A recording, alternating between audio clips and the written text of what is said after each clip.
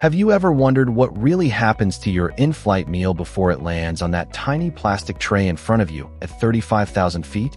Most passengers have no idea that the story behind airline food is one of the most secretive and bizarre operations in the entire travel industry. Sure, it looks like a simple reheated meal, maybe a pasta or chicken curry, but the reality is far stranger, and it begins long before you even arrive at the airport. Airline food isn't cooked in the sky. It's manufactured on the ground, often in industrial-sized kitchens miles away from the airport, sometimes even in entirely different cities. These facilities operate like secret factories, hidden behind unmarked doors and security checkpoints, where chefs, microbiologists, and logistic experts work together under strict time and temperature regulations that would make a hospital operating room look casual. Every single dish is created hours, or sometimes days, before it's served, then flash frozen, vacuum sealed, and labeled with codes that only insiders understand. Once the meals leave the catering hub, they travel in refrigerated trucks under a temperature-controlled chain of custody stricter than most luxury seafood supply chains. But here's the shocking part. Most airline meals are never even cooked in the traditional sense. Instead, they're par-cooked, meaning half-cooked, to keep texture and color stable during flight. The final cooking happens inside specialized convection ovens on board, where flight attendants simply reheat them at preset temperatures. Not enough to cook from raw, but enough to make it safe and warm. You'd think that ensures quality, but in truth, those ovens can't even boil water. They're more like air fryers on low power. And that's just the beginning.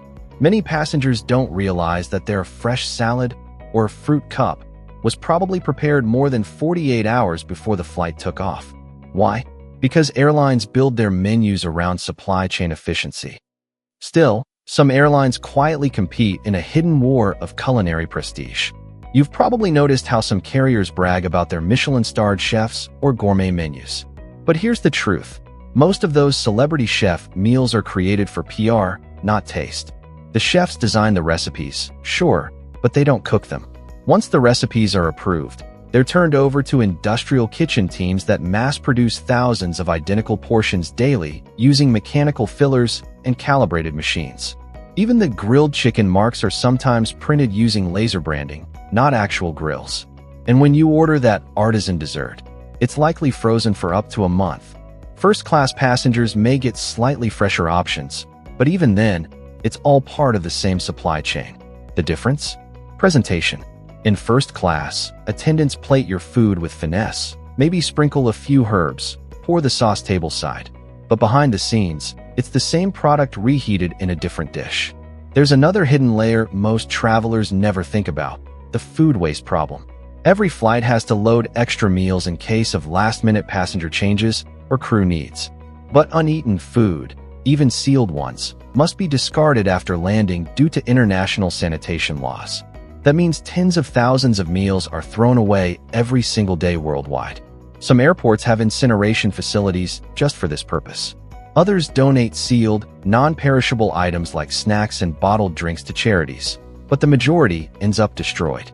To offset the cost, airlines design menus that are cheap to produce but look expensive, using tricks like using cheaper cuts of meat marinated for hours to mimic premium textures.